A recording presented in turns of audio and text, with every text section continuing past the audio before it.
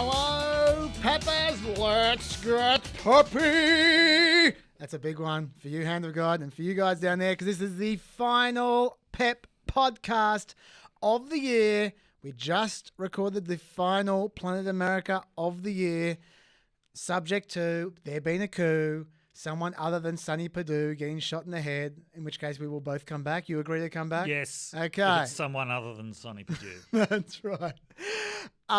This is oh my God. Like this was a terrible day for me because I, as people listening to this or watching this would know by now, I am always behind. I'm always, because I read 300, 400 articles a day. When I'm preparing the show, I start to get behind in my reading. And so I'm usually 18 hours, 24 hours, sometimes even 36 hours behind by the time I get to air. Which is, I know it defeats the purpose, but just can't be helped. I'm only a human being. And my nightmare is when I prepare for something, doing all my reading, and then I wake up and there's some stupid piece of news, often involving Rudy Giuliani, which just takes everyone's attention. And I know, all my preparation is useless because all we're going to talk about is this stupid, shitty story, which I haven't even read about. And I know it's a bullshit story, but I know we also still need to cover it anyway. And today was so one of those days. So, Dr. Dave. Yes. You're going to take it from here. Okay. At least for the first half. Talk to me, Dr. Dave, about Rudy Giuliani. Actually, we should get your theme music. Yes. It's the Michigan Corner. Yes. Before we talk about Rudy Giuliani. The music's still going. Okay, all right. Okay. Before we talk about Rudy Giuliani, yes, we're going to talk Michigan. This is a mega Michigan corner. Yeah, well, Rudy's part of Michigan in this case. This is, he's not a big part of it, though. So part of Rudy Giuliani's press conference, I suppose you could call it that today. Performance art. Yeah, improv. Yeah. My Cousin Vinny tribute. Yeah, sure. Demonstration of the limits of the human body. Part of that was a claim that he made today that there were 300,000 illegitimate ballots cast in Michigan, all in Wayne County, and that if you just took Wayne County out of it, Trump would win Michigan.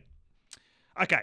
To get to the point where Rudy Giuliani is saying this, we need to go back quite a long way, right? So we're actually going to look at what has happened in the previous week in Michigan. Okay, let's do that. Especially in Wayne County, which he was talking about. So to set the scene, Wayne County is the most populous county in Michigan. It's got 1.7 million people, which is 10% of the state.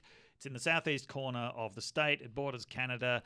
It includes the city of Detroit, that's 670,000 people, and also the inner suburbs of Detroit. Detroit is 80% African American.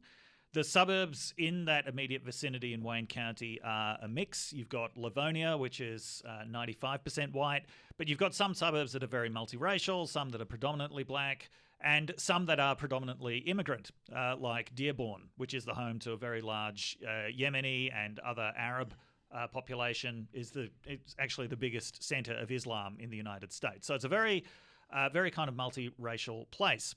So there were 878,000 votes cast in Wayne County, which gave Biden a winning margin of 333,000. Okay. And remember that the overall winning margin in Michigan is 140. Yeah, it's more than that now. Okay. It's about 157. Okay, all right. Thousand, right? So Giuliani is, he's right in that if you removed Wayne County from the tally, then Trump would win. But why would you do something like that? Tell us, Dr. Dave. Okay, so Michigan's got this very weird system of certifying elections, which is unlike every other place where it's done at the county level by someone who has that specific office in the county, then it's done at the state level by the Secretary of State. Michigan, no. Michigan at every step has bipartisan boards. So boards of 2 Democrats and 2 Republicans in each county, and then at the state level. It doesn't matter what the partisan makeup of the county is. Right, so Wayne County went to Biden by a margin of 2-1, but you've still got 2 Republican and 2 Democratic certifiers. Sure. In a just world, we would never know who the fuck these people are. And that has been the case for basically every election from 1850 until now. Nobody knows who the fuck these people are because they just do the job of certification. The only role that county certifiers are actually supposed to have, they're not supposed to go off on their own fraud investigations. They are strictly supposed to inspect the poll books. Okay, so that's the record of who checked in to vote, and see that they match up with how many votes were cast. Okay, so they're kind of like the Electoral College of Bookkeeping. Just dudes who really, they've got no role whatsoever. Yeah. They just Except turn up and perform a functional role. They are very partisan, though. They are nominated by parties and chosen, as we're going to see, with an extremely minimal vetting process. Yes. Okay, so let's meet our Republican certifiers in Wayne County. Please. So first of all, you've got Monica Palmer, who Yes. really seems to be the leader of the two.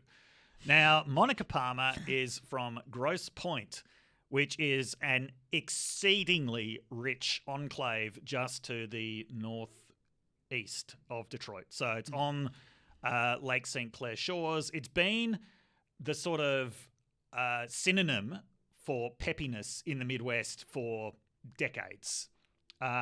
Every movie that's made about it, everything from the Virgin Suicides to Grosse Pointe Blank, emphasizes... That's all I've been thinking ever since you mentioned it. Emphasizes the extraordinary wealth that is there. There's a very heavy police presence on the borderline between Detroit and Grosse Pointe. By the way, piece of trivia, Grosse Pointe is not a single city. It is actually 5 different cities that are collectively referred to as Grosse Pointe, all the points. Anyway, that's where Monica Palmer is. Second fun fact, she's currently facing an ethics complaint because of the fact that she oversees a dark money pack for school board elections in Grosse Pointe while sitting on the board of certifiers that actually certifies the election, which could seem like a conflict of interest. I find it difficult to believe this woman's capable of poor ethics. Also, she actually took herself to the TCF Centre in Detroit where the votes were being counted and hung around on election day, which is also considered to be a conflict. She's hands-on. Of interest. Yep. Yes. Okay, so that's the first one. Right, okay. Then we've got William Hartman. So William Hartman is from Wyandotte, which is a largely white enclave within Wayne County. He's just a massive hack. So, like... Okay. As opposed to So Monica. he posted racist Facebook memes about Obama. Some of them, In 2016, he said that Hamtramck is this enclave within Detroit. Like it's this mini city entirely surrounded by Detroit that has a big Muslim population. He said that illegal Muslim migrants were moving there because of the lax government.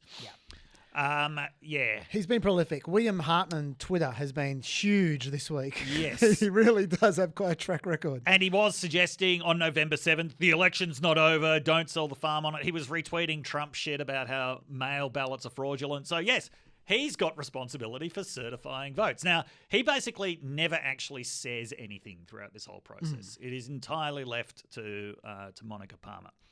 Okay, so the issue in Wayne County is the same issue that Wayne County has in every election, which is that across quite a lot of precincts, the poll books are out by very small numbers.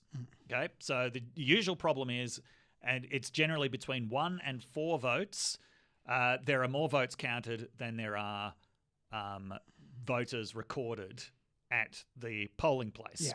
There could be any number of reasons for this. Yeah, I've got the full number here. The full number, 357 in total. 357 total votes, almost entirely all due to human error. This can happen if the envelope doesn't scan properly.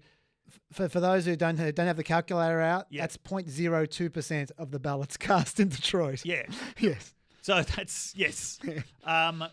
if the envelope doesn't scan, if someone leaves the line, goes and votes somewhere else, so we're talking a minuscule number of votes. And also that's spread across 42% of the precincts. So Yeah. there isn't a large number of votes anywhere. And I should say, by the way, if you're saying, well, 42% precincts, that's a huge amount of fraud, Dr. Dave, I would point out to you that in 2016, there were similar irregularities across 80% of the precincts, Yes. and no one had a problem with that. Absolutely. And 72% of the precincts during the primary this year. Now, Monica Palmer's claim is she's just really concerned about these books always being out of balance, and she warned them at the primary that, this wouldn't be acceptable in the general election.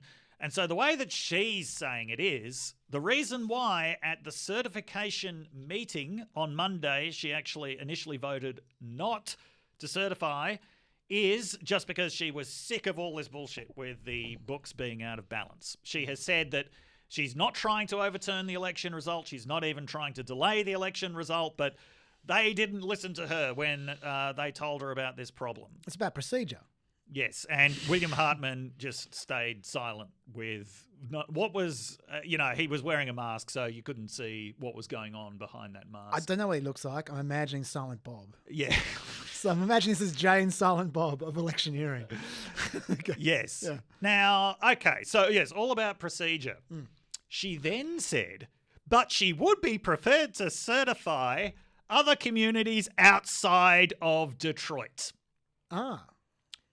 Detroit is 80% black. Yeah. And the vote was 233,000 votes to Biden and 12,000 to Trump in Detroit. So it's not just if you left Wayne County out, the result would change. If you left Detroit out, the result would change. But what really angered people there, and the just unmistakable context to everyone there is, we will not certify a black city. Livonia, a 95% white suburb, it had 27 votes out in one precinct. That was way more than anywhere in Detroit, but she was prepared to certify Livonia. To be fair, Yes. I don't think we should necessarily jump to racism here when partisan hypocrisy is so much more obvious. No, I'm jumping to racism because the white suburbs, which she said she was prepared to certify, they also had Biden winning by substantial margins. Okay. Well, now let's jump to racism then. Yeah. Okay. This is the thing. Within Wayne County, yes, they were smaller margins than what they got in Detroit, but outside of Detroit, still the rest of Wayne County gave Biden a 100,000 vote margin. Okay, so the racist Jane Silent Bob then as well. Absolutely. Okay. Yes. And everyone, so this was a public Zoom meeting with 300 people on it. So then began the public comments section. And understandably, they got publicly shamed. Right? And people weren't pulling punches about this. This isn't the Australian media where you're not allowed to point out that something's racist for fear of offending people who think that being called racist is the worst thing that can possibly happen to you. This is Detroit. And people heard who is this fucking person who thinks she can veto 250,000 votes, supposedly because of the irregularities are just intolerable, but she's prepared to tolerate them outside of a majority black city. And so there were first of all, there were poll workers in tears, many of them saying we worked 16-hour days to try to get as many discrepancies resolved as possible, and now you're just saying we won't certify the vote. You had numerous people pointing out the racist elements of this. Abraham Ayash, who's a recently elected state legislator representing Hamtramck of Yemeni origin, said that this was reminiscent of Jim Crow, and then said that, she's from Grosse Pointe Woods. Her children actually will attend school with black children.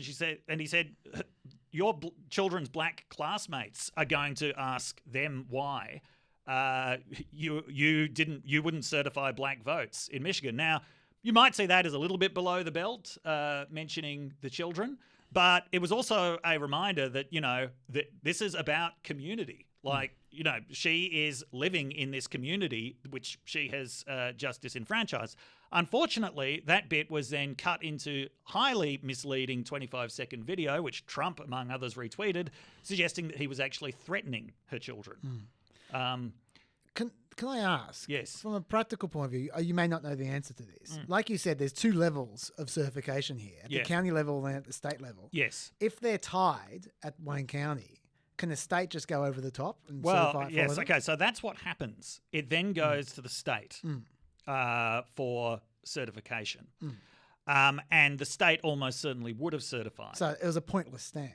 It was an absolutely... Well, no, the point was it was feeding the Trump narrative. Gotcha, yeah. That there was something dubious about the Detroit vote. Yeah, There which is he ran with. no way that Monica Palmer wouldn't have... Even though she's like, oh, this was just about ensuring the integrity of the vote, there is no way she would not have recognised what this was feeding into. There's no way that she wouldn't have recognised that Detroit has been one of the major places that was targeted even before the election by Trump.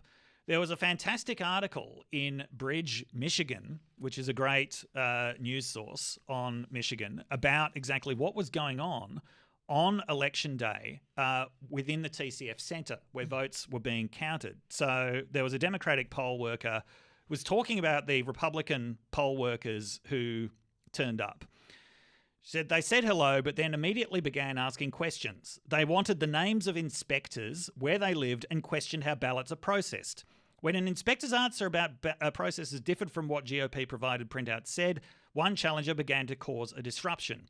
She suggested inspectors were poorly trained, misinformed, and would cause fraudulent totals. She and the GOP challengers in my row, all middle-aged suburban women, began to suggest the entire process was suspect. The counting hadn't even started yet. Okay, so from before the election, there was a plan to target Detroit as being fundamentally illegitimate.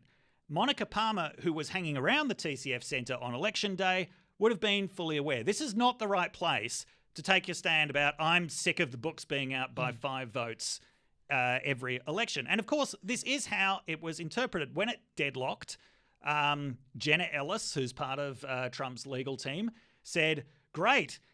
She tweeted out, now if the state certification board follows suit, it falls to the Republican legislators to decide who the electors are, which, by the way, isn't true, but, you know, that's what the plan is. And then followed up with the phrase, huge win for Donald Trump. Huge win for Donald Trump. Huge win if we throw out all the votes. Yeah, now you can understand why people in Detroit were pissed off about this. And no doubt that was a tough couple of hours for those Republican certifiers to endure. There were lots of threats of lawsuits made, lots of quite credible threats of lawsuits made.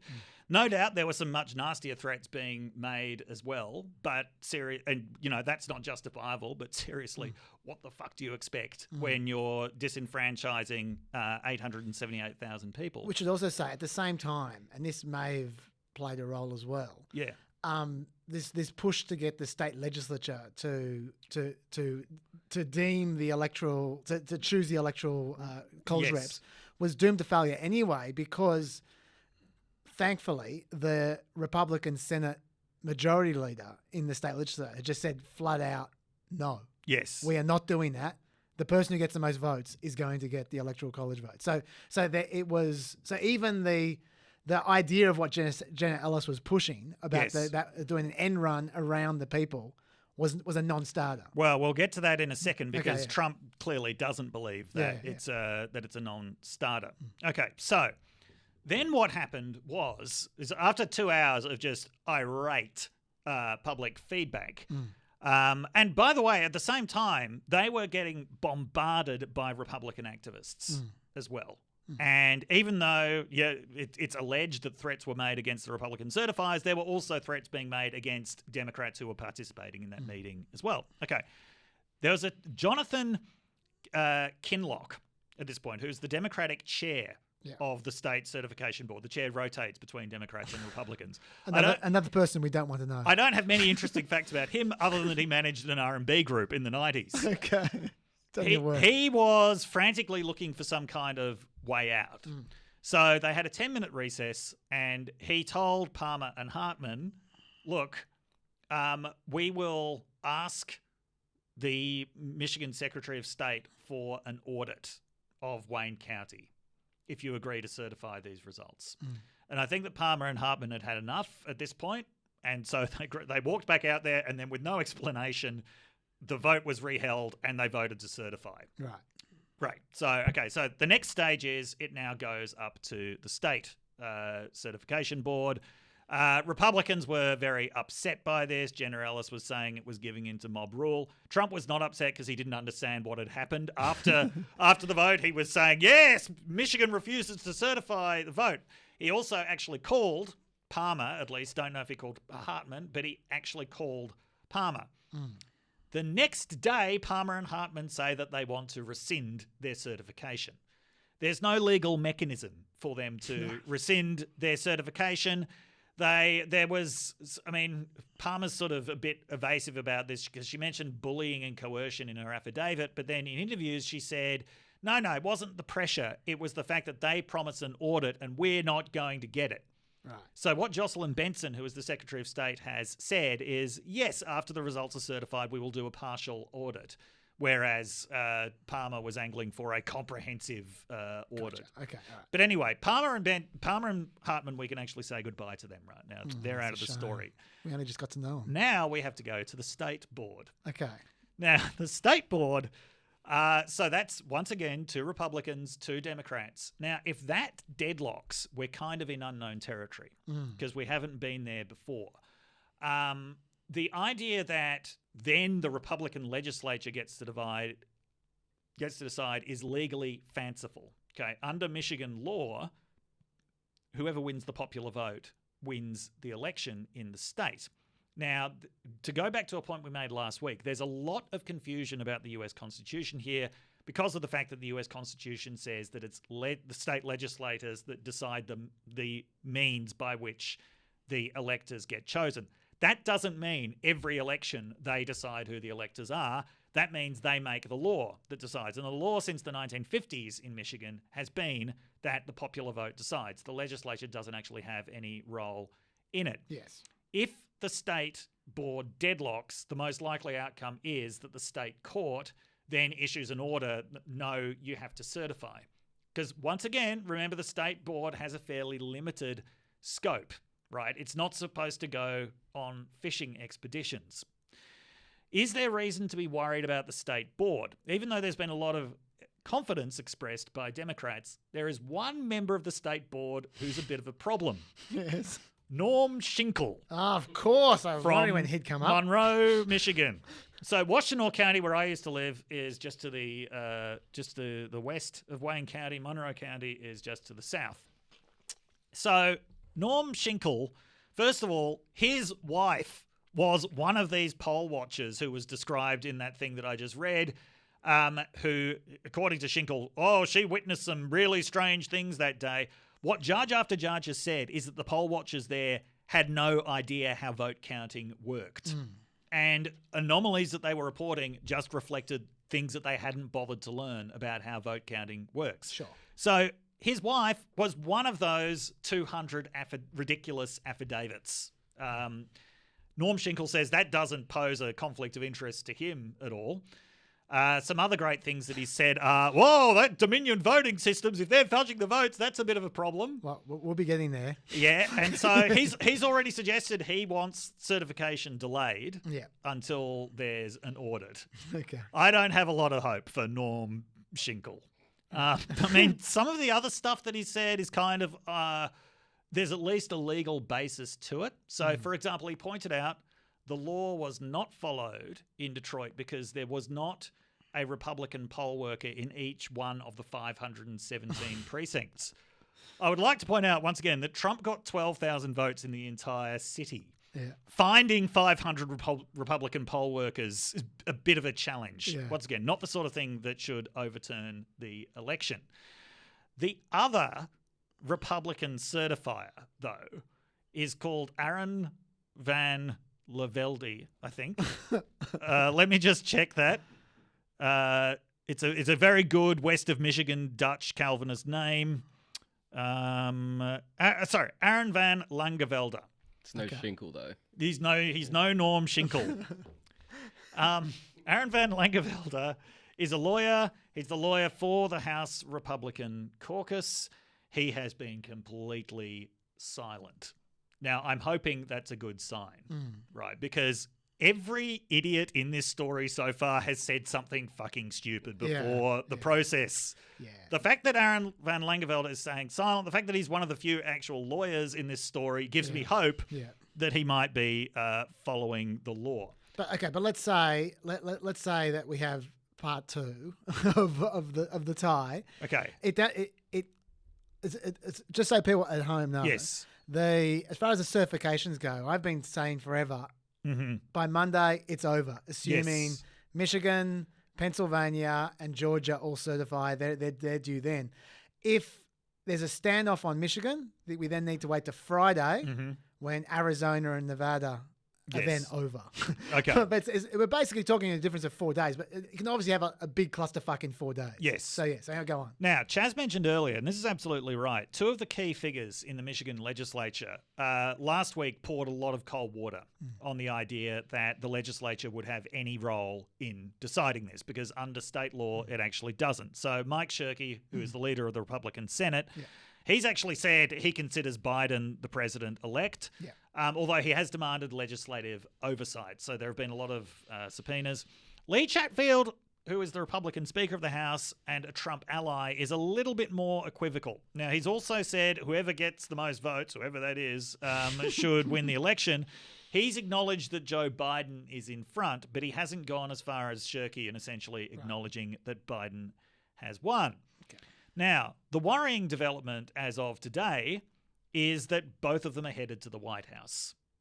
They are meeting. They are meeting with Trump tomorrow, and there's only going to be one topic of conversation here, which is Trump wants them to pick an alternative legislature, in the hope that if Michigan does this, it'll happen in other states as well, even though there's no legal mechanism for it. It's a good thing, though, that it's not inappropriate for Trump to invite them to the White House the 2 days before they make this decision.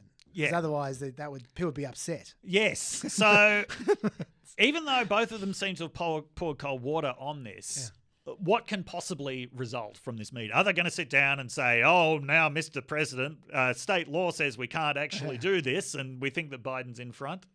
No. If they've agreed to go, I mean, this is the classic pattern with Trump. Unless you actually dig in and say no and oppose him, if you just wait around waiting for him to burn himself out or to come to reason or to give up, it never happens, right? And so the story of the last 4 years has just been one of permanent Republican spinelessness. People waiting around, hoping for Trump to give up. He never does, and so they end up going along with him. Or as we call that, chucking a Rubio. Yeah, yes. So I don't know if that will happen here. I mean, Shirkey at least seems to have had a fairly clear idea about the legislature should have no role in this.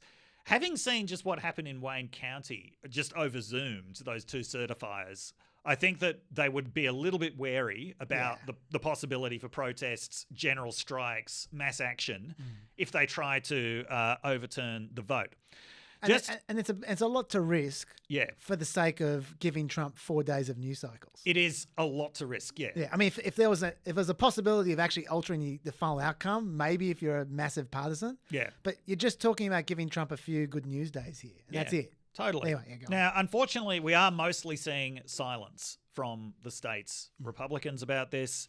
There was a proposal made by some Republican operative in the 14th District, a draft bill to, introduce the House to say, we're going to recognise a slate of electors that's supportive to Trump. It's very unlikely that will make it to the floor. There have been a few Republicans that have actively come out against this. But it's the kinds of Republicans that we're now used to seeing opposing Trump. So you've got Paul Mitchell, who is a retiring Republican from the 10th electoral district, which, for those of you familiar with Michigan geography, is the thumb of Michigan. So he said, if they, why are they actually going to Washington? Right? I've sworn an oath to the Constitution. They swear an oath to the state constitution. Are they seriously thinking of trying to overthrow that? But to give you an idea of how marginal Paul Mitchell is, well, first of all, I've met him and I think he's great. So that's very marginal. Yeah, he is a major and very serious champion of religious freedom. But also one of the reasons why he's retiring is because he's so on the outs with the party. He actually protested against Trump's treatment of Ilhan Omar. And Wow. tried to get a meeting with Trump and Pence about it. Well, you Didn't. said he's into religious freedom. Yeah. Yeah. So anyway, that's Paul Mitchell, and he's gone in a few weeks anyway. Fred Upton, though, he's the senior US congressman from Michigan. But the thing is, he's been around for so long that he's a total moderate now. He's the chair of the moderate caucus. He's been around since Reagan. He was one of Reagan's budget directors. So he says the result is not in doubt. But once again, he's fairly marginal as far as the party goes. It was very hard to find state representatives, but there were a couple.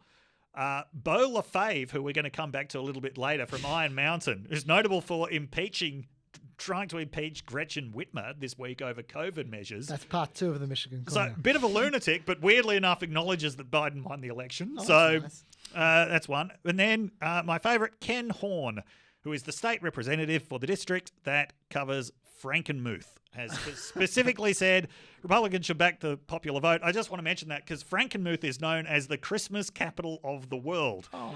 It contains Bronner's Christmas Wonderland, the world's biggest Christmas store. It's the town that you can go to at any time of the year and pick up Christmas crap. It's an amazing place. As a friend of mine from Bay City said, it can be enjoyed on many different levels. Okay, and just to Frankenmuth. just to be clear here, the decision is on Monday. So the state certification is on Monday. Yes. I'm not confident about how it will go because we have no idea how Van Langevelde is going to go. Shirk has said, I'm not making any predictions about it. The last person we heard saying that was William Hartman. Yeah. Sorry, it's Shinkle. Shinkle. So we are, once again, it's very unlikely that this will overturn the vote in Michigan. And if it does, there'll be serious consequences, let alone that it will overturn the election. Yeah. But this is a very serious degradation of the democratic process. Yeah. The idea that there are people who are prepared to throw out an entire county, an entire city, basically because they don't like the way that the result went. By this point, we have all now seen 2 weeks worth of court cases where judge after judge has said there is absolutely no evidence of fraud going on. Nothing that you've presented is evidence of fraud. So it creates a point of escalation which you can't go back from. No. That's the new floor. Yeah. Like what used to be the floor is gone. Yeah. And we have a new floor, which then people escalate from the next time. Yeah. And the really disheartening thing is that this is an attempt to steal an election. It's a very poor attempt. It's not going to work. Nonetheless, it's an attempt to steal an election. It is. And none of the principals involved are going to suffer any consequences whatsoever. Trump's not going to get prosecuted for this. Yeah. If he gets prosecuted, Well, it'll be for fraud in the Southern District of New York. We'll come back to that topic a little later. Oh, on. okay. I'm feeling like the Michigan corner at this point in time is one of the 4 corners of the world. It's become very, very large. So how about we just take a break from Michigan I am corner? quite happy to leave the state of Michigan at that point. But if you were wondering what the fuck is going on in Michigan, that's what the fuck is going on in Michigan. We'll come back to part 2 for Gretchen Whitmer, should time allow. But but you should move on to Rudy Giuliani now, because that's where we move from here. Do we need to talk about Rudy Giuliani? I feel like we should at least mention it in passing. So as everyone knows by now, Rudy Giuliani held an absolutely bizarre press conference today where it was 1 hour and 45 minutes long. Christopher Krebs described it as the dangerous and most crazy 1 3/4 hours in the history of American television because of the number of really wild claims that were made. So it wasn't just the 300,000 illegitimate ballots in Michigan. There was the claim that all the communist powers in the world are acting in concert to subvert the election. Because supposedly the company that makes the Dominion machines, according to Giuliani, was founded by Hugo Chavez, right, who's been dead for 7 years. So it's Venezuelan software. And that the entire security apparatus of America has been obsessed with Russia. Yes. And Venezuela. Yes. And that entire sphere for the last 4 years at least. Yes. and no one noticed Yes. until Rudy Giuliani turned up with his affidavits. Yes. So he keeps punctuating this speech with, can you believe it? And the answer is no. By the way, the Venezuelan connection to that company is that company actually said that the Venezuelan referendum on Chavez's election was illegitimate and, that the results were fraudulent. So suspicious. they're doing Chavez's work. They're going about it in an extremely weird way. He repeated the claim that there had been a server found in Germany that had the real election results on it. Yeah. Why would they keep that server? Well, I don't know. But why wouldn't you destroy that server? We don't know if it's in the hands of the good guys or the bad guys, but the rumor is, Chaz, that server actually shows that California voted for Trump. Think about for a second. That's Yes. very funny. Think about for a second. I do need to acknowledge that. Yeah. Think about for a second how difficult and how dangerous it is to Yes. try to rig an entire election through hackery or whatever they're talking about. Yeah. And why would you, after you've messed around with all the election results, take the time to download the original server as it was and just keep it around on the off chance, I don't know, it could be used to indict you somewhere down the way? Doesn't make any sense whatsoever. Yeah, no, this is It's why actually just stupid. This is why someone described it as a conspiracy so vast that there's no evidence for it. Yeah. I mean, there was so much other stuff in there. He repeated this claim, which was described as completely incredible by a Michigan poll worker, that these 2 food trucks showed up in the middle of the night, but no food came out. Okay. And Giuliani kind of augmented that story to claim 100,000 ballots came out. Instead, that's already been tossed from court, that one. It's worth noting at this point, all the claims of fraud that Giuliani and Trump are making, these are no longer the claims that their lawyers are making. Well, they pretty much have never been. Yeah. None of their lawyers... There's been 2 parallel tracks the whole time. None of their lawyers are actually making claims about fraud. They're making claims about things like, some counties in Pennsylvania allowed different standards for signature matching. Yeah. Sorry, by the way, I've got to correct you there. Yeah. I'll not correct you. I've got to augment you. Yes. It's not just that their lawyers aren't Yeah. saying this. Giuliani isn't saying this in court. Giuliani in Pennsylvania this week explicitly said he is not alleging fraud. Giuliani. Yeah. So, he seems a very confused fella. Yes. Obviously there's also Sidney Powell who's part of this who I don't get, I know I've said this several times now, but I really don't get why anyone takes seriously the fact that she has spent the last 2 weeks going from one cable news show to another, talking about all the evidence she has, and she's never once bothered to take it to court. This is one of the reasons why so many other lawyers have dropped out. Yeah. It's because of disagreement with her. She's told all these other lawyers, no, the important thing is to be on TV. Yeah. Now, I know that we've got some lawyers among the Peppers. I'm no lawyer, but I think that they would probably agree that no, court is where you go. No, it is where you go. I mean, sometimes court and TV are the same place, but those shows are generally not where major constitutional issues are resolved. It is true that I spent my law school years playing ping pong, but I did pick that up. You are supposed to go to court. Yes, yeah. Like she is basically, to me, she is essentially Michael Avenatti's nice auntie. That's what she is. She just goes from cable news show to cable news show, just talking herself up, swinging the schlong. Okay, in her case, that's Michael Avenatti, but still,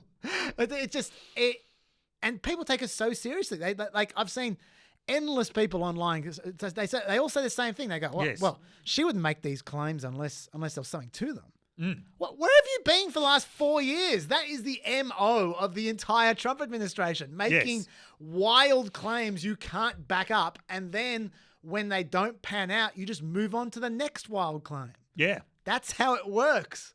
It's very frustrating. It is very frustrating. So he was standing in front of a map that said multiple paths to victory for Trump that had 6 states highlighted on it. It has become clear that actually the only plan that Trump has left is getting state legislators to put forward rival slates of electors. As I said, in most states, there's actually no mechanism for that at all.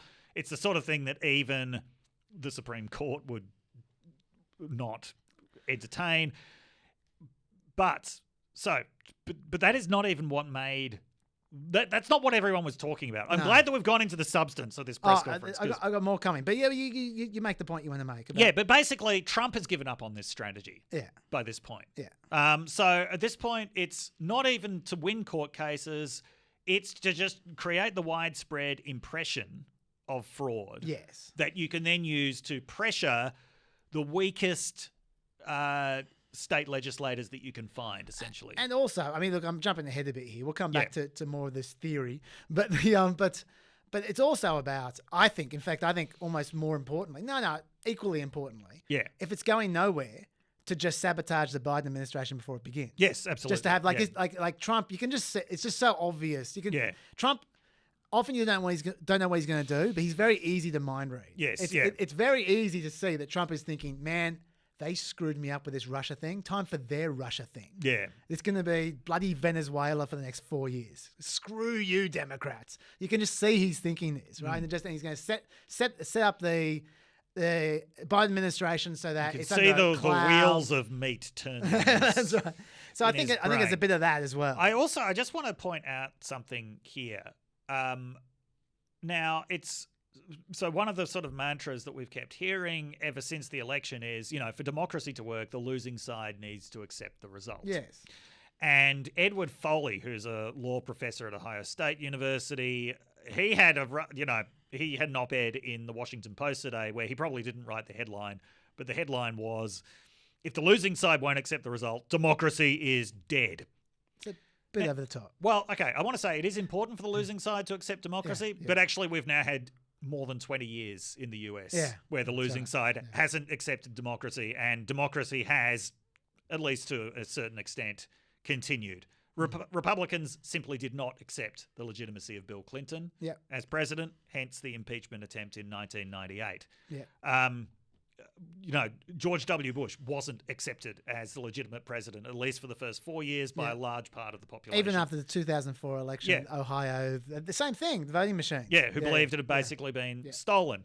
As I mentioned on Al Jazeera last night, anywhere between 25 and 50% of Republicans, usually a lot closer to 50% of Republicans at any given time, would answer in survey questions that Obama was not born in the United States. Because Al Jazeera was asking me about this Ipsos survey that suggested that the majority of Republicans don't believe that he won the election. That's pretty much in keeping with the fact that they believed that Obama was constitutionally ineligible to be the president, which, if you'll remember, was the campaign that launched Donald Trump's career. And, of course, I mean, Donald Trump's legitimacy was always completely questionable to a large section of the American population. Even if it wasn't legally questionable, a lot of people just believed it was completely normatively unacceptable that someone who lost the popular vote by that much was president. And, yes, there was this widespread belief that foreign interference had caused it. So, at this point, we are actually used to large numbers of Americans walking around believing that the president wasn't legitimately elected or shouldn't legitimately be there. Democracy is still carrying on. And yes, while I think it is very important that the losers accept the results, at the same time, you're giving the losers a lot of rhetorical power if you say, well, if you don't accept the result, democracy's dead. Yeah, this is the Democratic equivalent of when Obama was trying to pass Obamacare. And they spent the best part of 9 months bending over backwards to just try and get Susan Collins over the line. And Olympia Snowe. And they just kept on retreating. And in the end, it ended up being a partisan vote. And the Republicans were going, oh, look at that. Partisan vote. It was such an awful such an awful bill that they couldn't get a single Republican. And so you're giving the dissenters the opportunity to sabotage. Absolutely. And now you've got Republican after Republican saying, well, we can't have people having doubts about the election result. Even though the strategy for the last 9 months has been to create doubts about the election result. So on the one hand, yes, as a political scientist, it's very important that losers accept the result. On the other hand, fuck them. Yeah. Okay. I just want to add a couple more things to the logic so far as it exists about all this this Dominion stuff. First of all, the first we haven't even talked about the leaking yet, but no. Yeah. First of all, I can't help noticing, Yes. and this is always a real tell for the players at home if you try and work out whether a story's bullshit or not, because there's so much of this just flying around the internet these days. Yes. A good rule of thumb is if there are different strands of a story that contradict each other, that's a sign you're dealing with bullshit artists who are Yes. just trying anything to throw anything at the wall and see what sticks. And this is what I'm about to read to you is from one article from the Federalist. By the way, it was a pretty, Federalist. to be fair to them, it was a pretty good article actually. Like in that he was acknowledging some of the contradictions himself. To be Okay. fair, but he's less skeptical than he should be. But anyway, this is all from the one article. Okay. Number one, Dominion has ties to prominent Democrats. It's a Democrat stooge company that creates dud results for the Democrats. 2, it's a Venezuela stooge company that was hacked. 3, a Dominion employee in charge of voter security is participating in Antifa calls. So it's Antifa that changed the vote totals. Right. So those 3 are 3 different people responsible Yes. with 3 different methods. Because everyone knows that Antifa's dream was a Joe Biden presidency with a Republican Senate majority. Exactly. Wah! That's what they always wanted. Yes. Okay, so that's just to start with. But then 4, votes were switched in Wisconsin. 5, millions of votes were switched nationwide. 6, no votes were switched, but an affidavit from a Dominion worker in Michigan says that 100,000 ballots for Biden were brought in the back door so they could catch up with Trump, even though Biden won This Michigan. is the food truck lady, by the Yeah, way. yeah, even Yes. though Biden won Michigan by 150,000. Yeah. At 7, no votes switched at all. All were added, but there was a subtraction of vote totals in the live subtraction. data from Virginia. So once again, those 3 there are contradictory as well. Yeah. So when you get different people saying contradictory things and no one tries to explain why the things they're contradicting were wrong, Yeah. then you know these people don't care about the truth. What No. they care about is just squid ink in your face so you Yes. can't see what's going on. So that's I'll just note that. And by the way, only 2 days ago, Trump was alleging a massive absentee voter fraud racket in Georgia. Remember when he was Yes. he was obsessed with the signatures? Yes, What about yeah, the yeah. signatures? We need the signatures. He's just forgotten that completely now. He has. And now it's all about Dominion. That's, Once again, that's as forgotten as Hunter Biden at this point. once again, completely contradictory things about what was wrong with the vote. Yes. And if you go through Trump's timeline, I don't have the time to go because he's tweeting that 1,000 times a day. If you go through his timeline for the last, say, 2 weeks, Yeah.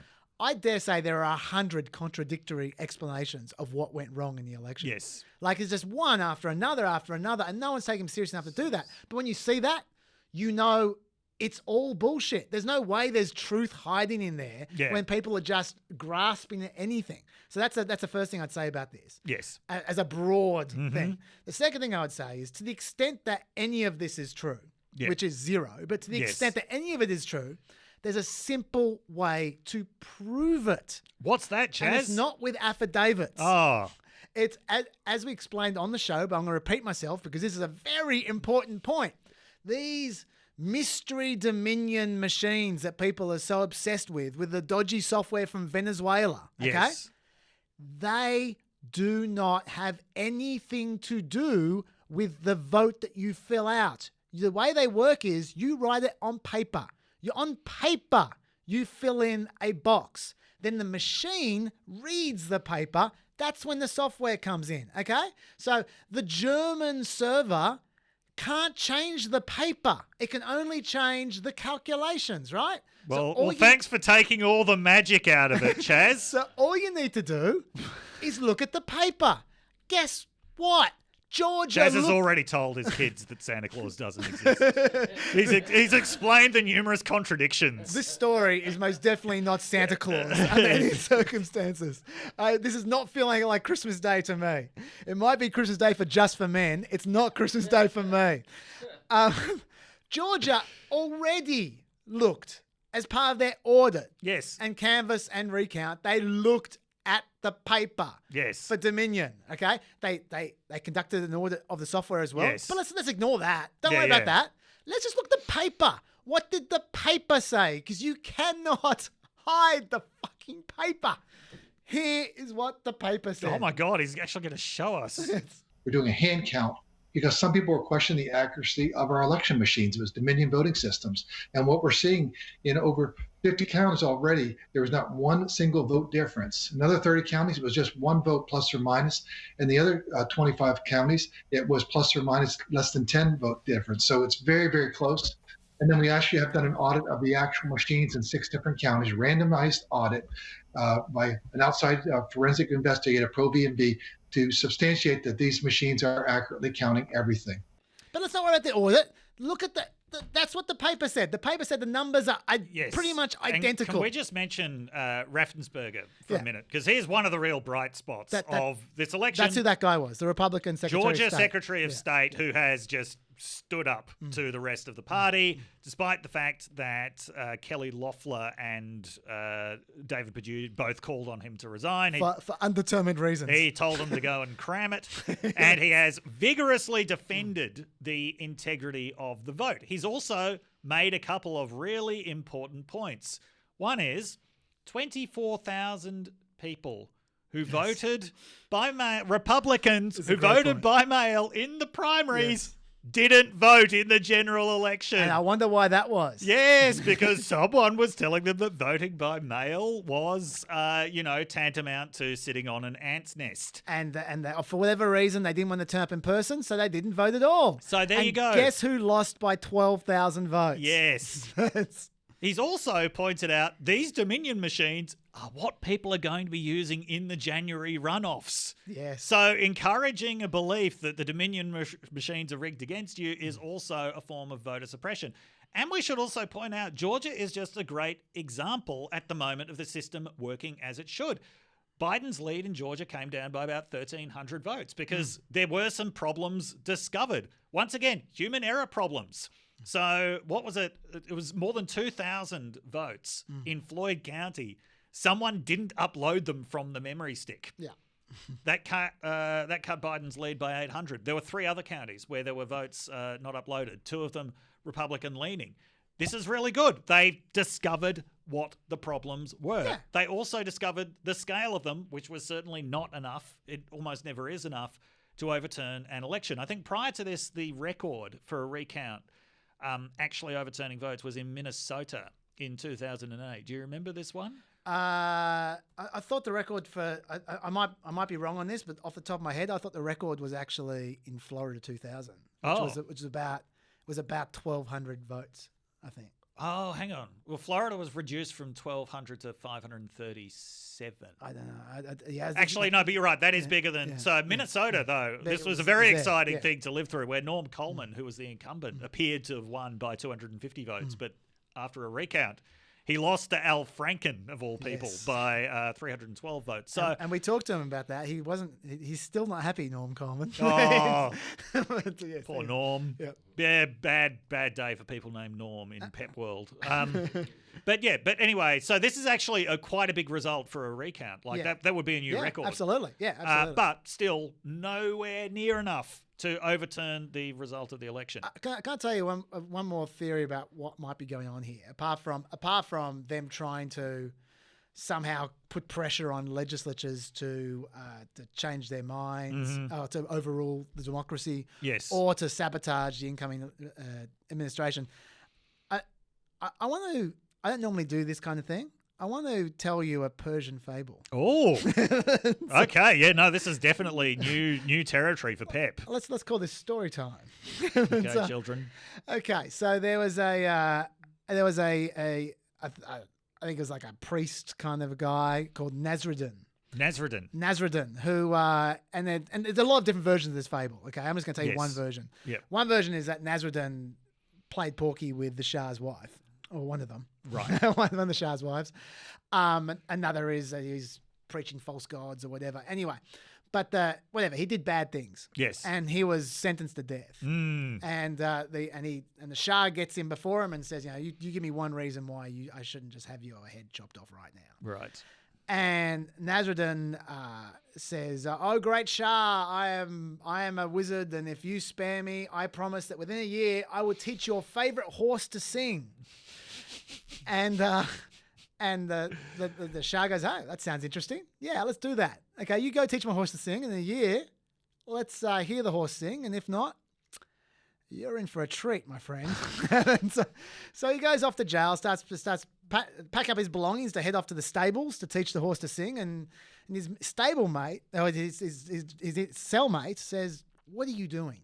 You old fool." Here I got the quote. "What have you accomplished by promising to teach the Shah's horse to sing? You're bound to fail, and when you do, the Shah will not only have you killed, you'll be tortured as well for mocking him." And Nasruddin said, "On the contrary, I have indeed accomplished much. Remember, I've been granted another year of life, which is precious in itself. Furthermore, in that time, many things can happen. I might escape, or I might die, or the Shah might die, or perhaps the horse will learn to sing." What that press conference was about is Rudy Giuliani hoping that horse is going to sing. Anything, just keep it going, just keep it going, just keep it going. Desperation, tap dancing, anything. Yes. You never know. Yeah. And it's just that democracy shouldn't ride on that kind of shit. No. They really shouldn't. No, it really should not. Yeah. That story would be better if instead of Nasruddin, it was, what was old mate's name? From Norm Schinkel. Yeah, Norm Schinkel. Schinkel. Next time I tell it, it'll be Norm Schinkel. Schinkel. It'll be Norm Schinkel. It'll be Norm Schinkel. Yeah. Yeah. Okay. Do we want to do any more about this, or do we move on? I don't know. Is there anything else to say about this? Well, I mean, there was, of course, Yeah, the fact that Rudy Giuliani. We didn't even mention the hair dye. I mentioned Just for Men. Well, yeah, he also said his favorite law movie. Now, what are you going to guess it was? Is it The Firm? Is Few it Good Men? Yeah. I would have thought it's a To law Kill a movie. Mockingbird. I would have thought it's a law movie that involves a mafia myself. Yeah, no, it's My Cousin Vinny. Oh, there you go. My There Cousin you go. Vinny is There his you go. favorite Yep. law movie because the guy's from Brooklyn, in Ah. his words. Fair enough. And so he tried to make this point by, he said, "I'm just going to act this out," and did what's been widely described as the world's worst Joe Pesci impression in the scene where he holds his finger up to a vision-impaired woman, fingers up, says, "How many fingers am I holding up? How many fingers?" And she can't answer. And he says that's the situation that the poll workers were in. And that's the second worst impression of Joe Pesci. Yes. Sorry, that's my impression of Giuliani doing a Joe Pesci impression. That's not what anyone needed. I apologise. Sure. I should go to the Hague for that. That's okay. But it is worth pointing out, though, that Michigan's state Supreme Court actually reversed that original decision about how the poll workers had to be within 6 feet. In Pennsylvania. Yeah. Yeah. State Supreme Court said Yeah. no. Yes. No, they didn't have to. Okay, so, and yes, then there was, I don't know if we even need to talk about exactly what was running down Rudy Giuliani's face. Who cares? It might not have been hair dye.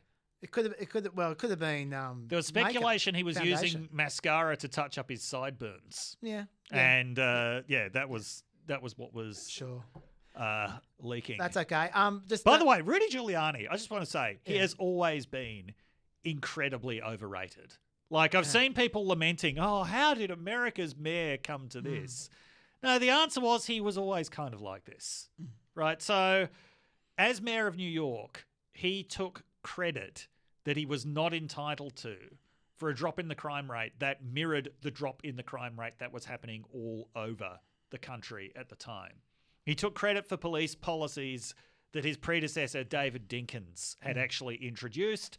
He just made them basically more brutal and more unfair to minorities. But the media being what it is, he got credited for cleaning up New York. And, then he just happened to be there on 9/11. But to be fair, he didn't clamp New York with unicorn farts. So he has changed slightly since the 90s. Yeah, no, he's always been an empty windbag. Yeah, sure.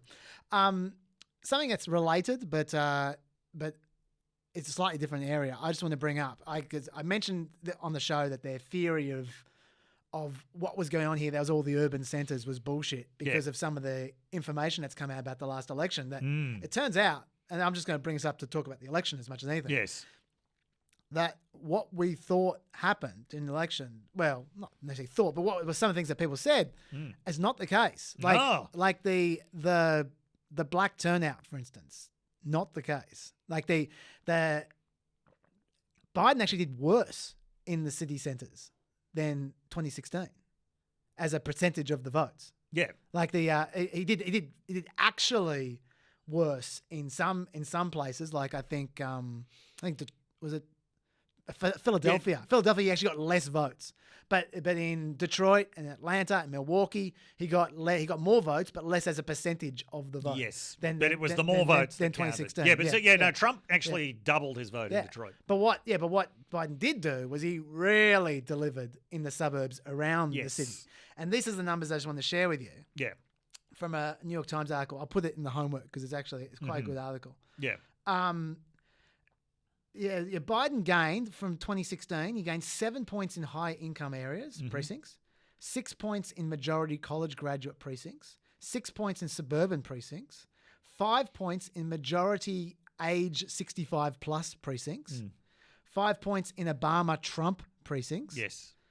But he lost ground in more than 80% black precincts and majority Hispanic precincts. But it is worth pointing out, though, and this is the same point about black support for Trump in general. We're talking about marginal changes in the vote share compared to quite large changes in turnout. Yes. Now, the biggest changes in black turnout actually weren't in the core cities themselves. But nonetheless, as I said, black turnout has increased as a share of the voting population from 10% to 13% overall. The fact that Trump manages to get an extra 6,000 votes in Detroit is, that's not the reason why he's trying to take away the vote. In Detroit. So, yes, Trump made some very marginal gains with those groups, but the bigger picture was overall turnout, which wasn't necessarily all in the cities, but that was the bigger picture. Yeah, my takeaway is not that Trump did great in the urban areas. It's that is that Biden did even better than we might have thought he did in the suburban areas. Yes, absolutely. That's the takeaway. He did very well in the suburban areas. Yeah. The inner suburban areas. Yeah. The other thing I want to say about all this garbage is we should just mention what's going on in the other states. Georgia recounts over. Yes. Okay, so that's done, and as we already said, Biden's ahead by 12,000 after 12 and a bit thousand after the recount. That's bad news for the Trump fundraisers. I'm not sure if you saw the email that has been going around from Trump fundraising. No. For the Georgia Recount Fund. Bearing in mind that the Georgia recount is funded by taxpayers. Always such a blatant scam. That email, by the way, if you see it, it says that you could make a 1,000% impact. I don't really know what that means. It's very Nigerian. Chaz, I try to make a 1,000% impact every day. Yeah. I reckon maybe the maths there. Every day, Chaz. Yeah, maybe I reckon the guy wrote I try to be the Cameron Munster of political science. I don't usually succeed, but I try. Like all the other emails as well, that up to $5,000 in donations goes completely to RNC and Trump slush funds, zero to the illegal effort. Anyway, Wisconsin, Trump went for a $3 million partial recount. Yes, rather not than the full $8 million he went for the bronze tier package there. Can I tell you why that's interesting? Why? Because the reason that's interesting, the reason that's noteworthy, is because of what I just screamed at you about before. Remember I was talking about the paper? Yes. That's the fucking paper. If you care about Dominion, if you actually care about Dominion, you want to see all the paper, not some of the paper. You want to see all the paper. That's worth $5 million if you truly believe what you're saying about Dominion. I mean, in Georgia. So that suggests he's lying. Yes. In Georgia, where there were votes recovered for Trump, they weren't in Atlanta. They were in predominantly Trump-supporting areas. They've picked the two most Democratic you're not going to find hidden caches of Trump votes there. And there's one more. This was like 3 days ago, so it's an eternity as far as excuses go.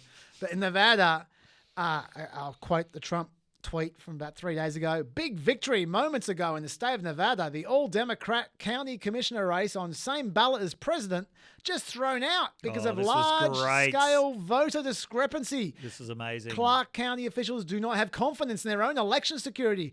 Major impact. 1,000% impact, Dr. Dave.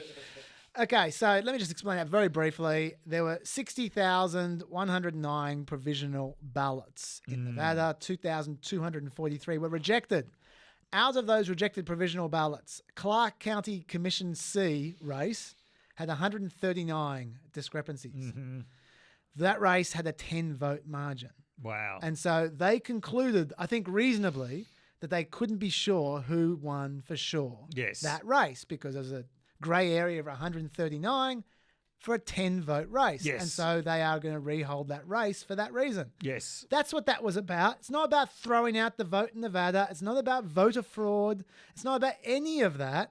It's just about the race is too close to call. Exactly. And so that's going nowhere for those who are buoyed by that. By the way, is Nevada one of those states where, I mean, it should be, where if it's an actual tie, if after all the recounts it's a tie, that it's decided by a game of chance? I am absolutely sure I have read somewhere before that it's decided by drawing a card. Yes. There's a lot of states where it's decided that way. Yeah. Though they've got different techniques. Okay. I hope that someone does rock, paper, scissors. Okay, should we move off this shit? Yes. Okay, let's move to the future. We've only got half an hour left. I know. Yeah. Let's move to the future Biden administration / transition because there's a bit happening there. Yes. I want to draw your attention to, this is probably not the natural place to start, but I'm just getting stuff in here because I'm conscious of the time. Okay. I want to draw your attention to something that didn't get a lot of press today, press this week, which was the vote for Judy Shelton in the Federal Reserve. Oh, yes. Yeah. Now, Judy Shelton is a bit of a freak. She supports the gold standard. She conducts almost all her press conferences from a Trump International hotel, which is a strange thing to do when you're meant to be independent. Yes. On the Federal Reserve. She 10 years ago was all about raising interest rates. It was very, very important to raise interest rates. This was when America was recovering from the GFC. And then as soon as Trump came in and said, let's lower the interest rates, she was all about low interest rates, which is obviously the wrong way round. And it was very clear to everyone that she was a massive Trump flunky and had very little economic merit. The gold standard, by the way, Nixon withdrew the United States from the gold standard in 1971. Yes. So we're talking about a 50-year old idea. And Yeah. so is that related to Austrian nuttiness about can't have fiat currency? It's not at all clear what she believes, other than she believes whatever Trump says. Yeah. That's the only thing that's clear. Her vote went down 47-50 with three senators away. Lamar Alexander, Chuck Grassley, who's got COVID, and Rick Scott, I think. He's also got COVID. COVID. Got COVID? Yeah. Anyway, it's probably not going to get up because they're probably going to run out of time before Thanksgiving while Grassley's away. And Scott. But definitely Grassley. But that's not the important thing. The important thing is this. She was nominated in July 2019.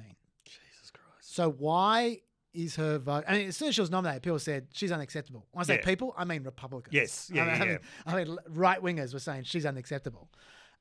So why are they voting for her now, 17 months later? Why? And this is what I would put to you. The reason I'm bringing it up now is because... I would say the reason they're voting on it now is because they know that Joe Biden is going to replace that nominee if they don't put someone in. Yes. And she's the only one who's available because she was nominated and just sitting there on the shelf, right? So this is someone who Republicans, until now, didn't even want to bother taking to a vote. No. They would just forget her. Yeah. But now they're trying to rush her through at the last second to stop Joe Biden appointing someone who's probably going to be generally acceptable because it's not like there's a lot of controversy about the Fed, the Fed chairs, the Fed Reserve governors. Like there's more bipartisanship on that kind of thing than there is on a lot of other things, right? So what that tells me is that for those people who are hoping Mitch McConnell gives a free ride on the appointments, that Joe Biden, you're shit out of luck. Because if Mitch McConnell's trying to destroy the chance that Joe Biden will even get a Fed Reserve chair seat, then a Fed Reserve governor seat, then he's not going to play soft on Secretary of State and things that matter. So to me, that's a big red flashing alarm.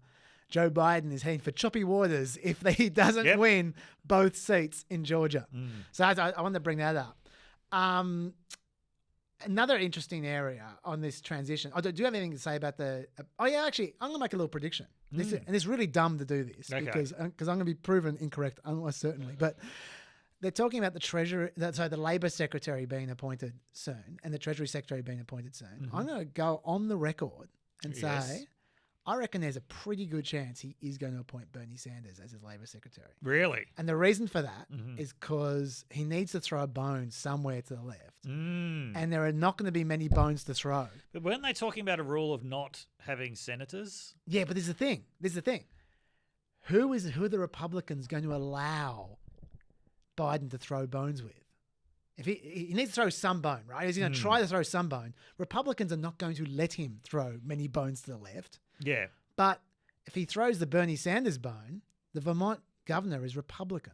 So they get themselves a senator for a little while, at least until there's another election.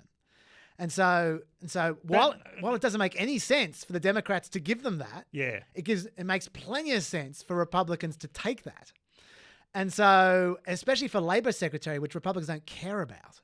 So yeah, but why would Biden do that? Why would Biden do that? Because he is going to need to give the left something.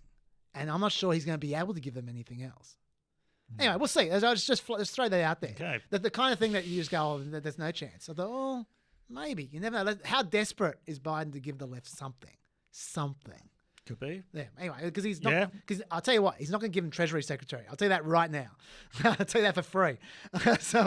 Anyway. Okay. But that's just a little bit of appointment talk.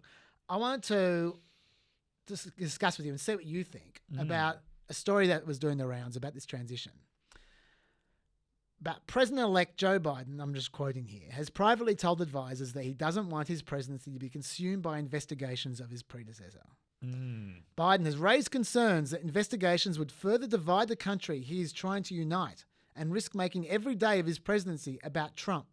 It's cute that he seriously thinks he's going to unite America, but anyway.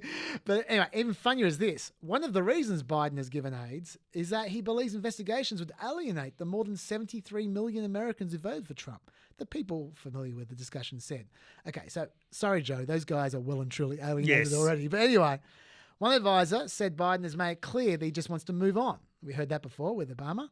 His overarching view is that we need to move the country forward. We also heard that with Obama after the GFC.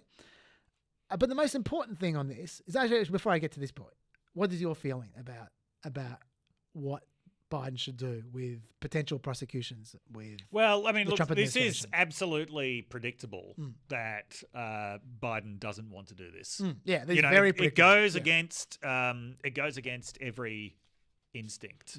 I think that Trump should be prosecuted. And I think he should be prosecuted for what he's doing now.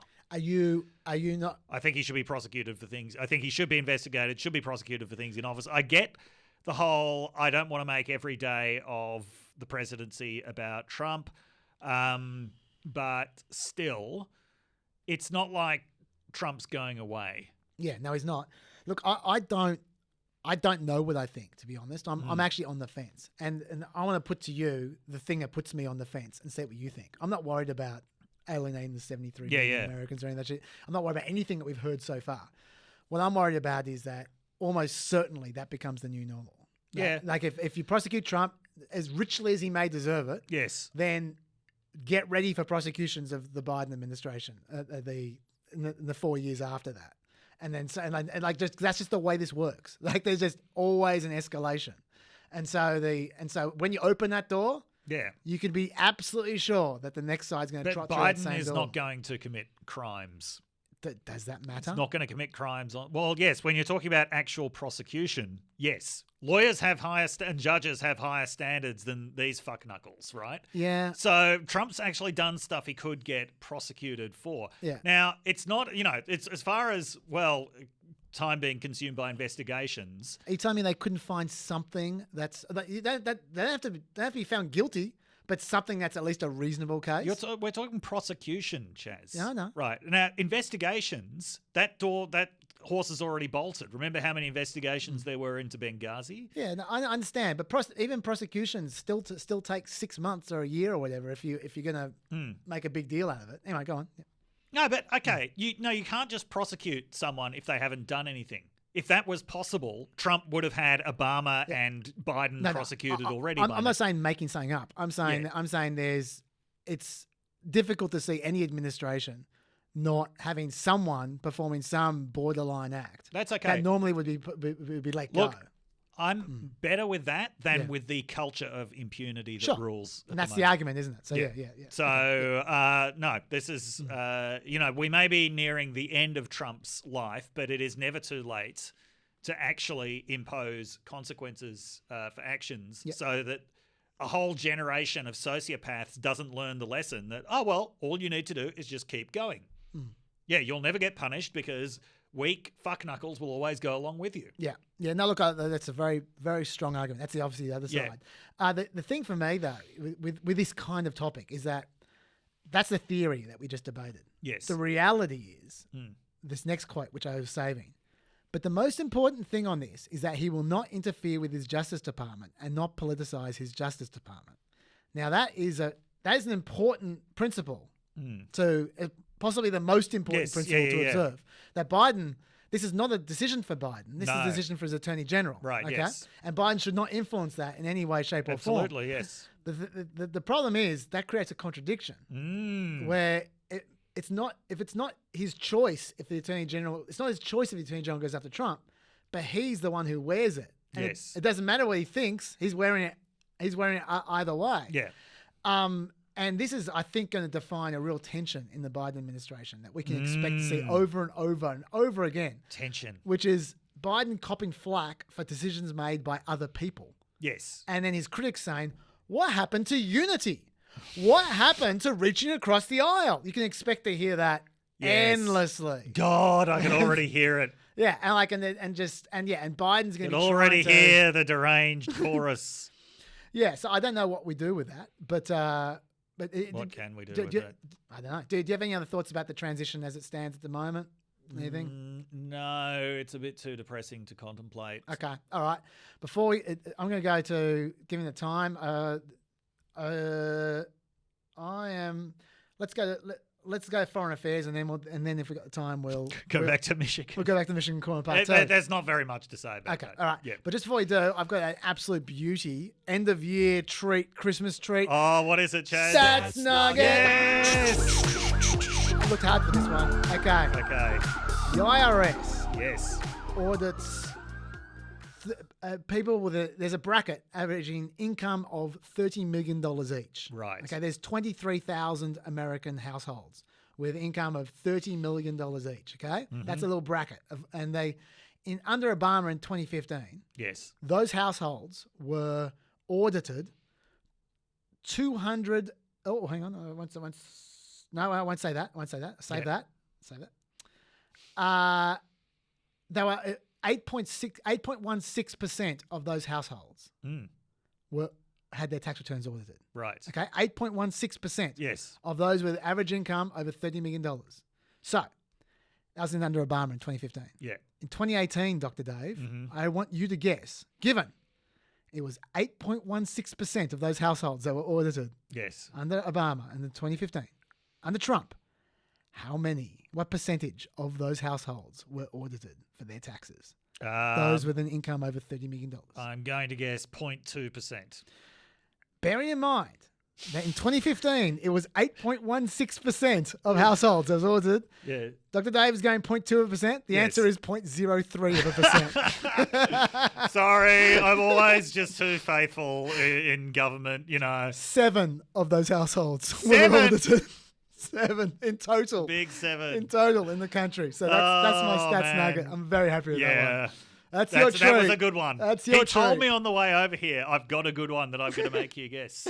There we go. Okay, let's go foreign affairs quickly. Afghanistan withdrawal. We talked a bit with Richie about on Wednesday. I should listen to that one. You should. Richie's good. Although yeah, he is. He's very good. All of our guests have been great. Unfortunately, they have all been good. Unfortunately, Richie is a real soft talker, and I didn't know how to audio post. So I'm sorry for those who kept on going riding up and down themselves, and then I played the stats nugget real loud. That's what he had planned all along. But anyway, we talked about Afghanistan. Do you have anything to say about the Afghanistan withdrawal before I make the point I want to make? So this is a withdrawal from, 5,000 to 2,500 troops? Yes. Yeah. And 3,000 to 2,500 from Iraq. From Iraq. Yeah. Yeah. No, I don't really have much to say about that. What do you want to say about it? I want to say two things. Yes. I said plenty on Wednesday, but the two things to add. One is that there were 4 rockets fired at the U.S. Embassy in Baghdad moments after the acting defense secretary announced this partial withdrawal. And what that tells me, I'm going, well, who's sending these rockets? Yeah. I'm assuming it's Iran. And if that's the case, it seems that Iran want USA to stay there. Because that's the only reason you would fire those rockets directly after that announcement. Because you would want to give Tom Cotton and friends ammunition to go, oh, look, it's going to be Vietnam. Literal ammunition. That's right. Ammunition right on your head. Yeah, so I would thought that's a powerful reason. Don't actually know that I buy that theory at all. No, why not? No. Well, Iran's foreign minister this week, yesterday, in fact, said that Iran might be open to returning to the nuclear deal under Joe Biden. And even though there's speculation that Iran is going to ask for reparations for the oil sanctions, the foreign minister, whose name is escaping me, he suggested, no, this could be done without preconditions. Now, that is way more than I ever expected anyone in Iran to say about returning to the nuclear deal. Now, admittedly, Iran's government is very, very complicated. Just because the foreign minister says that, it does not mean that the rest of the government is behind him. And they're heading into an election. They're heading into an election in the middle of 2021. There's no guarantee that they're still going to be around to make that deal. Nonetheless, I just wouldn't have thought it would be likely, if you're beginning to make overtures to the new president, that you would then engage in hostilities designed to keep the old president, engaging in hostilities with the current president. It could easily be a left-hand, right-hand thing, though. Could be. Yeah, but anyway, look, that's a fair point to make. Yes. I just throw that out there, that at least there's a possibility that if that is Iran who sent those missiles, that is a sign that Iran is very happy with America stuck in Iraq and Afghanistan. Could be. But anyway, just throw that out there. The other thing I wanted to note was that Josh Hawley, our favourite, Josh Hawley, yes. Let me quote him. He's quite keen on Trump getting out of Afghanistan. He says, majorities of Americans, including veterans of the war itself, have long called for an end to the war in Afghanistan. Yet completely agree. Most of our nation's policymakers have ignored them. They are certainly entitled to keep advocating nation building, but they have no right to force working Americans to pay the price for their agenda. The American people deserve an end to this war. They deserve to know their sons and daughters will not be put in harm's way unless it's absolutely necessary. And they deserve to see their tax dollars actually being used to defend them from Chinese domination above all. Fuck's sake. Or reinvested at home in their families and communities. Okay, so first of all, nice touch with the trying to gin up tensions with China at the same time as you're reducing them in Afghanistan. But obviously, there'll be a Trumpist element there where he's trying to appeal to the Trump supporters because everything for those who are new to this podcast, everything that either Tom Cotton or Josh Hawley says is about 2024. Every single word. Those guys came out of the womb thinking about 2024. Okay, so you can assume it's all about 2024. Love the sound effect. Thank you. But also, that's clearly in opposition to Tom Cotton. Because Tom Cotton, he'd bomb the local grocers if he could. His favourite 90s band was Bomb the Bass. He will bomb anything. And so you can see the lines being drawn already about 2024 between Josh Hawley and Tom Cotton. Oh, interesting. Hawley's going isolationist. Tom Cotton is going... Okay. Yeah. Well, maybe Hawley's trying to go China versus Tom Cotton. You might be right. But anyway, I just flag that. And I also, like I always say, if I was the Democrats, I'd be more worried about Hawley than Cotton because I think Hawley's a smoother operator. Yeah. But, I'm not going to start singing. And the only other thing I'd say about foreign policy before we get to Michigan Corner Part 2 is there was a federal appeals court hearing this week which got no publicity but really needs to be mentioned. Okay. 2 journalists say that they were wrongly targeted as terrorists in Syria. These are 2 American journalists. Okay. One of the journalists, a US citizen, said that he was on the kill list, put on the kill list after he interviewed Al-Qaeda-linked militants. The this happened in 2016 when Obama was around. It was just in June and August 2016. He says the American government targeted him 5 times, including one drone strike involving an American Hellfire missile. Jesus. So the reason I bring this up is, these things happen. That's why they go to court and they try and get justice for this kind of stuff. Yep. What's the government saying about this? What are they saying? This is what they're saying. A lawyer for the United States argued this week that the government has the power to kill its citizens without judicial oversight when state secrets are involved. Oh, God. That is the official argument of the American government. Wow. Like, I didn't think it could get much worse than the Obama situation there of targeting American journalists with drones after they're talking to Al-Qaeda-linked militants. But no, that is worse. That's actually worse, saying that they just have the general power to kill its citizens without any judicial oversight when state secrets are involved. At the beginning of next year, I'll hopefully tell you how that worked out, because that is a scary case. Yes. Michigan Corner Part 2. It's the Michigan Corner. Yes. So there was an attempt, while all of this shit is going on in Michigan, there was also an attempt to impeach Governor Gretchen Whitmer. So Gretchen Whitmer has become, of all of the governors who have taken strict COVID measures, I mean, even though Andrew Cuomo, well, he was never exactly the poster boy for that because he just fucked it up so much. He really did. So even though he had the most sort of prominent conflict, Gretchen Whitmer was actually the one who introduced some of the most effective measures and really, really angered Trump and other parts of the Republican base. So there were protests in Michigan in April. Trump was tweeting, "Liberate Michigan." Yep.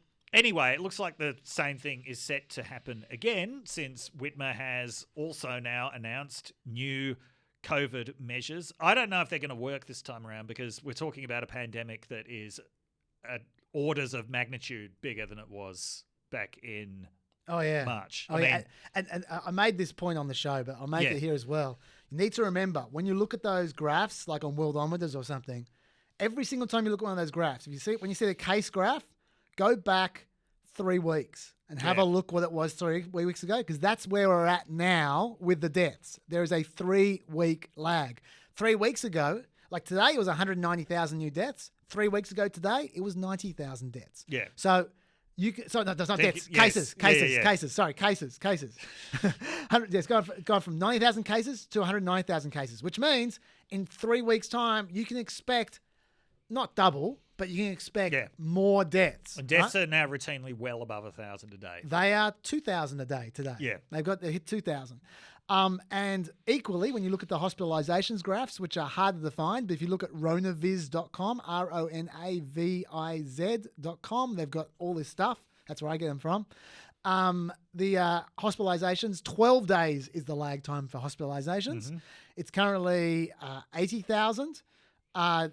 12 days ago, it was 55,000. So you can expect a spike on the deaths over the next 12 days accordingly. So there are 2,000 deaths now. The absolute height of the first spike in deaths was like 2,600 or 2,700. They are going to smash that. Like, especially given that Thanksgiving is gonna bust it all again. Yeah. That's gonna be a super spreader event for sure. Mm-hmm. And that's gonna happen right after they've reached this period of peak from the last 3 weeks, 12 days. And then there'll be another 3 weeks and 12 days as well from Thanksgiving. So by the time we get to the middle of December, I don't know where it's going to end up. I'm no epidemiologist, but just looking at all the graphs, I'd be guessing it'll be mid-threes like in terms of deaths per day. But look, we'll see. Speaking of Thanksgiving super spreading, I'm just going to show you something here that my friend Krisha, who lives in Virginia, sent me. The Washingtonian magazine has this story. Grocery chain apologizes for super spread ad mishap. The Giant grocery chain had this ad. They've got a lovely picture of a Thanksgiving goodies. Says hosting, plan a super spread. And I've got send that to Hand of God. Yes, I've got to say an American-style giant shrimp platter, which is just invariably disgusting.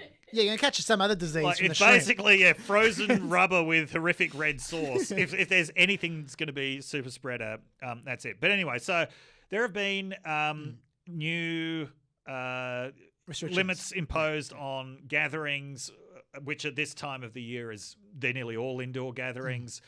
And reliably, Scott Atlas, the coronavirus czar, said, no, we need... Sorry, his name is radiologist Scott Atlas. We need freedom.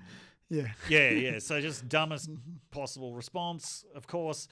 But yes, then there was attempt to impeach Gretchen Whitmer. Now, I've got to say, it was a bit of a pathetic attempt in the end. Only 3 Republican legislators joined in the effort. The Republican House leadership refused to join. So Lee Chatfield, who we met earlier. We did. He actually said, well, this is just as crazy as the US House of Representatives trying to impeach Trump.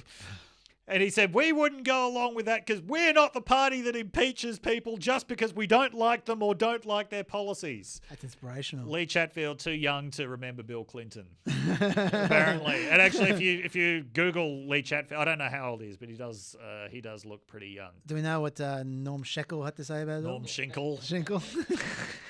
No, Norm Schinkel, who in his day job is a florist or runs a flower shop. Yeah. He has not commented on the attempted impeachment of Gretchen Whitmer. So it's a bit like, but one of the things. So I've been, as you might know by now, I've been reading Michigan politics obsessively. Oh yeah, that is clear. This week. Like I'm off social media altogether, but I've been reading Detroit Free Press, which is liberal leaning, Detroit News, which is conservative leaning. I subscribed to, I can't remember which one back when I lived. 32. Okay. And he's the Speaker of the House. That's state politics for you. I think I subscribed to the Free Press, but on any given day, I might either get the Free Press or the News delivered. The new physical papers were in a bit of a state of deterioration by that point, but they're both really good newspapers, but also that site that I mentioned earlier, The Bridge, is very good for following Michigan politics. But one of the things that occurred to me is while I was obsessively focused on the Wayne County certification debacle, this attempted impeachment of Gretchen Whitmer, I had to remember just looking through this site, the big story, yes, those were big stories, but there's also big stories going on about who were the Pistons going to pick in the draft. The fact that the Detroit Thanksgiving Day parade got cancelled, school closures in Michigan, why Michigan football is in such a completely fucked state this year. And it was a good reminder that life is continuing, right? Even with 190,000 coronavirus cases a day and the sitting president of the United States trying to steal an election, life is continuing. It is. And things change. Like, for instance, this is something which I was going to do a big thing about, but I don't have the time. So yes. I'm just going to mention it in passing because this is worth mentioning. Mm-hmm. Newsmax ratings are scary. Newsmax back during the summer, like June, yes. July, averaged 25,000 viewers a day. Okay, Yep. 25,000 viewers generally. In prime time, we're talking about. Mm-hmm.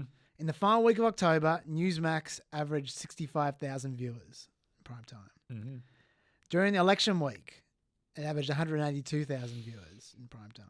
Then on Monday after election week, it averaged 347,000 viewers. On Tuesday, after election week, averaged 437,000. God, this is like COVID growth. By Thursday, 12th of November, Greg Kelly Reports, which is their flagship show, Yes. 7 p.m., averaged 1.06 million viewers. Mm-hmm. In the same hour, Fox News' Martha McCallum was averaging 2.06 million. CNN and MSNBC were in between the two. So Newsmax is becoming I was going to use the word legitimate, definitely not legitimate. No. But it's becoming a reasonably sized player. And if Trump is as angry with Fox as he pretends Yes. he is, then he just needs to show up on Newsmax and, dare I say it, would people start missing Rupert Murdoch? I'm not sure I'd go that far. But Newsmax they're a different world to They Fox are, News. yeah. They really are. There's no news department at Newsmax. Despite the maximum news, allegedly, they don't have room for actual news. There's no Chris Wallace there, let me assure you. No Eric Shawn. So we'll see. I I think it's a bit overrated. I mean, this is amazing what I'm describing to you, but I don't think it's going to kick on because I think 1 second after Biden becomes inauguration, Fox goes into feral mode against him, and they get their whole audience back. Yes, yeah. But if Trump chooses to play kingmaker, yes, that may be one of the stories of 2021. May well be. So I just flag that. Okay. And then, do you want to say goodbye? And then I'm going to say my thanks to people after you go. I mean, you can hang around, but I know you got to go. So yes. Yeah. Okay. Well, yes. Goodbye, Peppers, for the rest of the year. Mm-hmm. I would like to say thank you to a lot of people. First of all, to all of the guest podcasters who came on. Yep. So Melina, Indrani. Yep. Look forward to reading more of your work on Medium, Indrani. Richard. And you can read Richard Cooke's work all over the internet. And as I said, I do recommend it, not just the American stuff. Bill Wyman as well. Thank you for thanks a lot for stepping in when you did. Who am I missing? I'm trying to think of some. Oh, Brendon O'Connor. Yeah, good one. Yeah. Okay, did it by phone. That was probably one or two others. Thanks to the others. Yes. We didn't prepare that. So thanks very much. Thanks to the people who keep really good conversations going in our comments. Yep. Even with the onslaught of an army of Morlocks that always shows up. Although, you compare the PEP thread on Facebook to the Planet America thread on Facebook, and it's all Morlocks all the time. It is a quantifiable difference, I assure you. On Planet America, yes.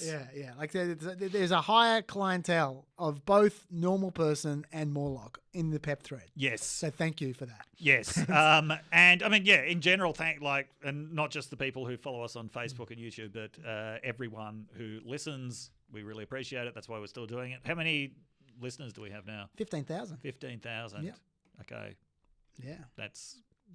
Yeah, that's a lot more than I expected. That's how I'm starting off my thanks. That's what Newsmax started with. Yeah, that's true. That's true. Yeah.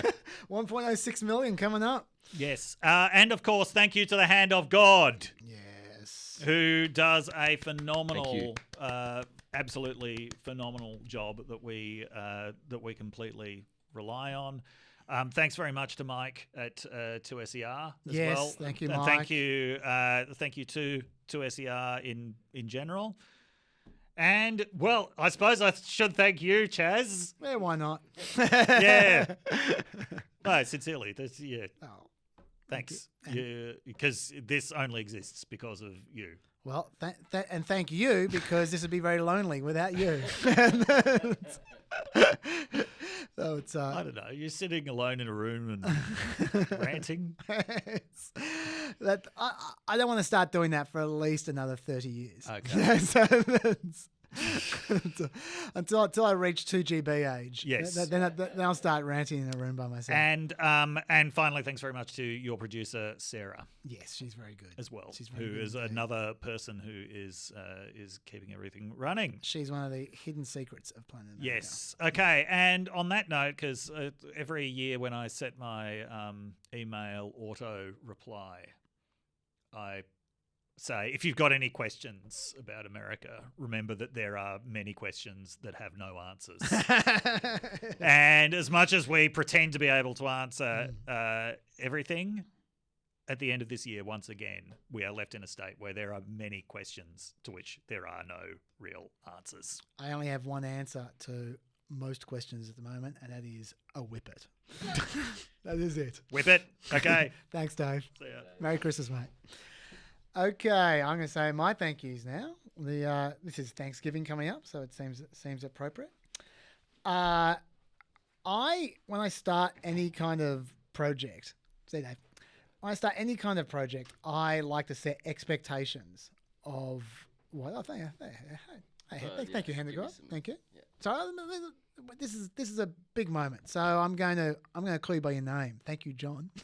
We never call you John. Thanks, Schmitty. No one calls you. That's Schmitty. Yeah. Okay. Yeah, I like to set expectations of what's going to happen, of what I'm undertaking before I do it, because as a means of keeping myself accountable. Yeah, because it's very easy to backslide when you're in the middle of a project. Oh yeah, whatever. Oh, let's take a shortcut here. Let's take a shortcut there, and before you know it, it's kind of crap.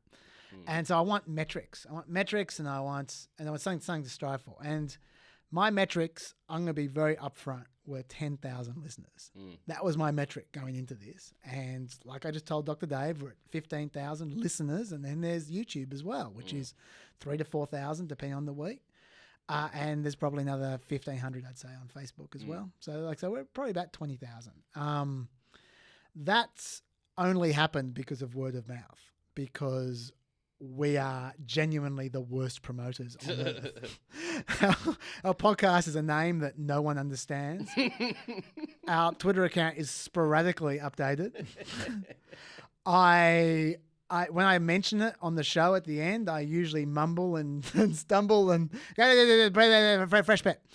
No one understands what's going on there. It used to be up for like half a second. Yeah, the graphic is always up for too short a period. We're aware of all these things. Bill Wyman is, as someone who comes from America, where they're very good at promoting things, he's horrified by how poorly we promote ourselves.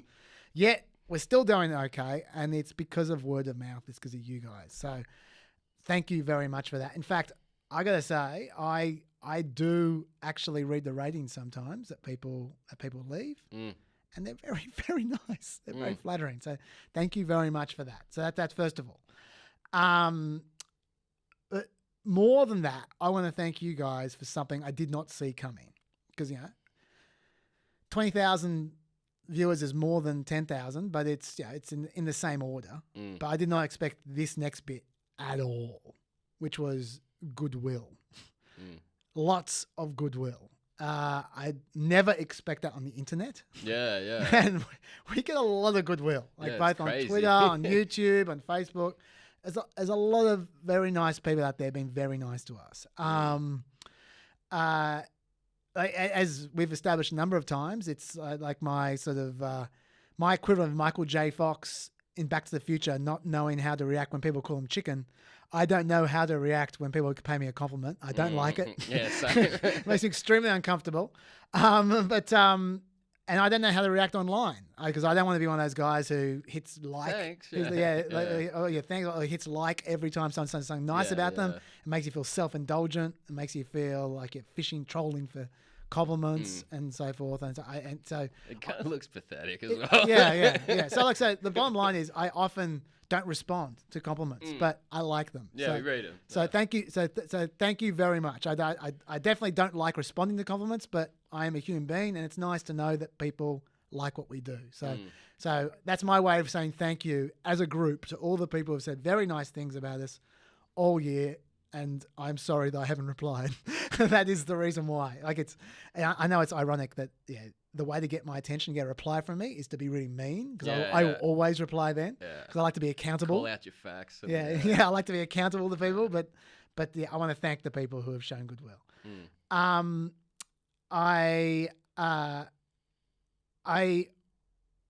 also want to thank the people who care about my health, because I don't like to make a thing of my health, but I do try to be a little transparent on this podcast, and so every now and then I'll just open the door slightly to the fact that I'm not the most healthy of people, and my lifestyle is definitely not the most healthy. But I'm not fishing for sympathy when I do that. I'm just being honest about whatever.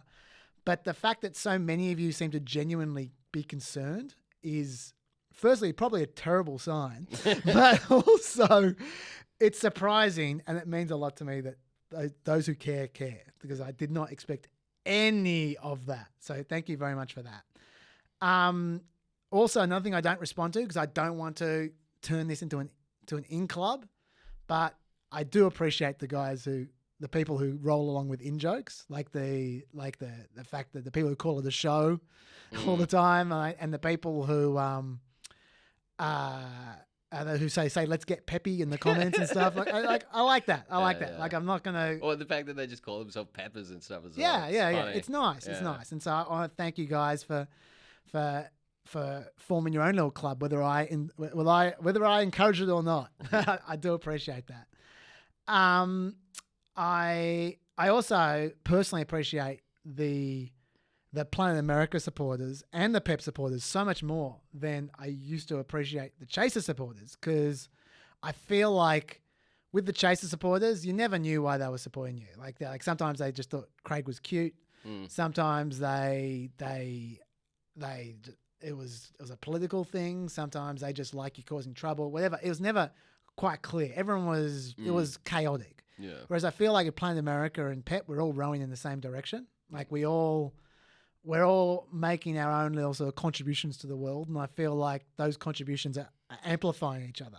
You guys, with your decisions and the way you interact on the internet and I presume in the real world, and the way I interact on the internet and I know in the real world, I feel like it's all harmonious. We all want the news to be less shit. We all really interested in American politics, and we're all interested in being less superficial than society generally is, and also just relaxing a bit. I think it's a relaxed environment about both our show and the comments and everything to do with all of us. And so I want to thank you for that, and I do appreciate it. This is one kind of microphone, but I feel like you guys are a microphone as well, and we amplify each other, I feel.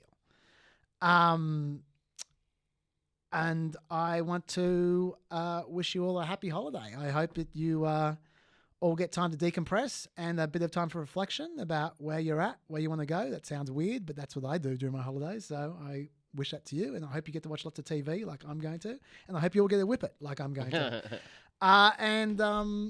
Anything else from you, Hand the God? Do you want to jump in there?